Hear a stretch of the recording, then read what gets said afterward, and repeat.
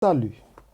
Dans cette vidéo, nous allons parler du mariage des mineurs dans l'islam.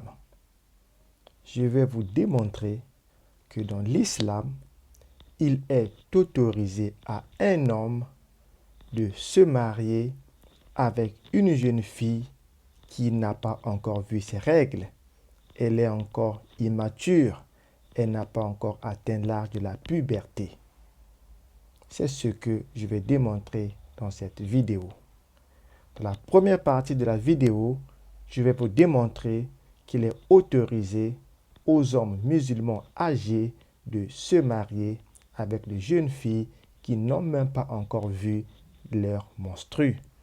Et dans la deuxième partie, je vais vous démontrer qu'il est même autorisé à ces musulmans d'avoir des relations sexuelles avec des jeunes filles qui n'ont pas encore atteint l'âge de la puberté. Alors, nous allons commencer par lire la sourate 2, ayat 228. Dans cette sourate, Allah donne la règle pour divorcer une femme. Il est écrit ceci: et les femmes divorcées doivent observer un délai d'attente de 3 menstrues. Alors, ce délai d'attente est appelé le Ida. Le Ida, c'est ce qu'on appelle le temps d'attente.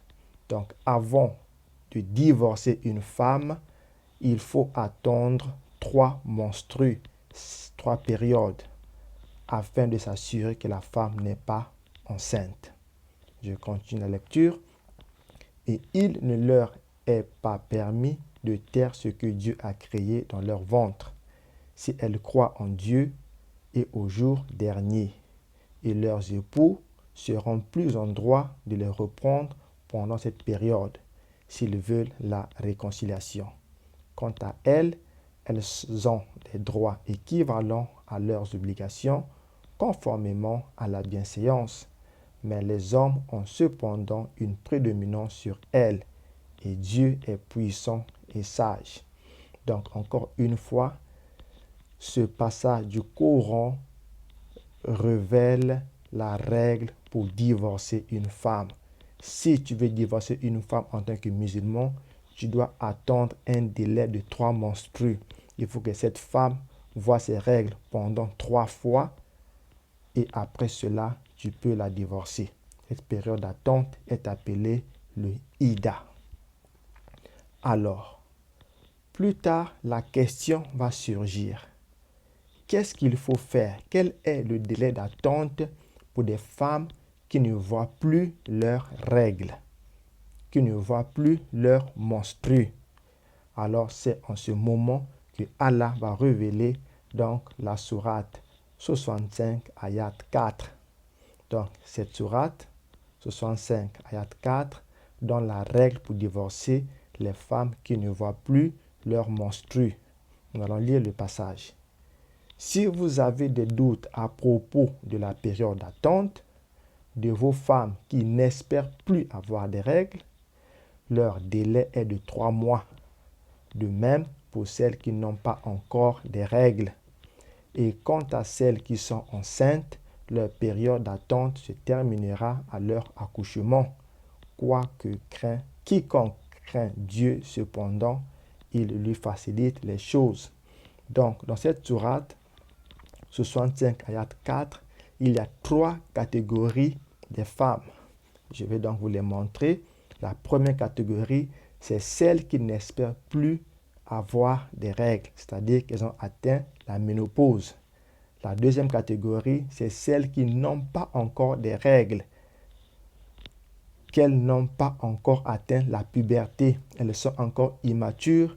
Et la dernière catégorie, celles qui sont enceintes.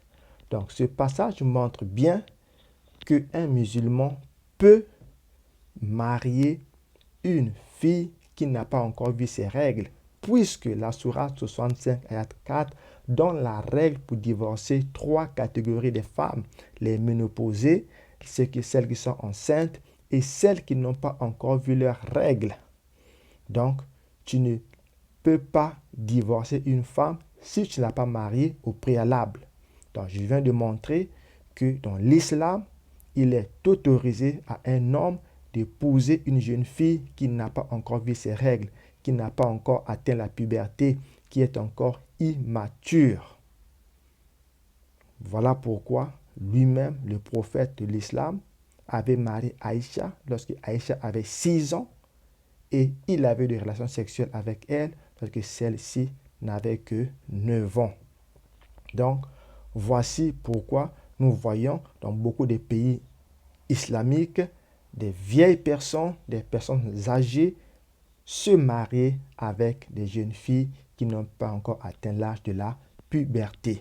C'est dans le Coran. Donc, ces deux passages nous montrent qu'il est autorisé à un musulman de se marier avec une fille qui n'a pas encore vu ses règles. Alors, la deuxième partie, c'est de montrer maintenant est-ce qu'il est autorisé à ces musulmans qui marient des filles qui n'ont pas encore vu des règles d'avoir des relations sexuelles avec elles. Nous allons voir un passage pour démontrer cela. Lisons la sourate 33, ayat 49. Il est dit ceci. Ô vous qui croyez, si vous avez épousé des femmes croyantes, puis divorcé d'avec elles avant d'avoir des rapports sexuels avec elles, elles ne vous doivent aucun temps d'attente avant d'épouser un autre homme. Vous les dédommagerez équitablement et les laisserez partir amicalement. Ici, il y a un détail très, très important. Allah dit, si vous voulez divorcer une femme croyante, alors, si vous n'avez pas encore eu des relations sexuelles avec cette dernière, il n'y a pas de temps d'attente. Donc, il n'y a pas le ida. Le ida, c'est le délai d'attente qu'on donne à une femme dans l'islam avant de la divorcer.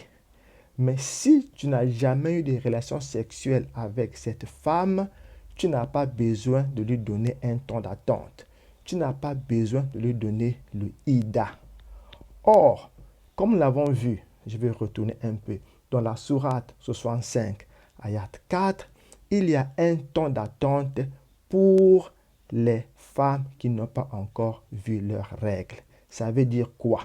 C'est que il y a eu relation sexuelle ou relation sexuelle est permise avec des filles qui n'ont pas encore vu leurs règles parce que simplement le ida est de 3 mois pour ces jeunes filles.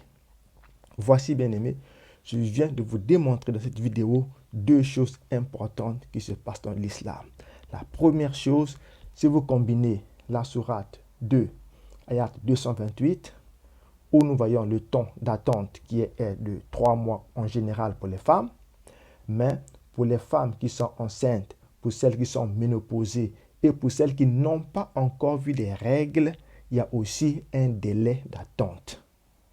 Or, il y a un délai d'attente seulement si il y a eu relation sexuelle, comme il est dit dans la sourate 33, ayat 49.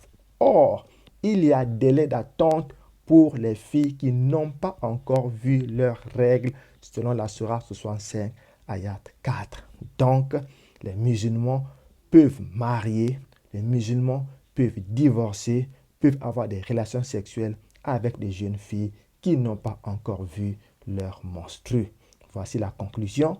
Un musulman peut marier une jeune fille, avoir des relations sexuelles avec une jeune fille, divorcer une jeune fille, tout cela avant que celle-ci n'ait eu ses premières menstrues.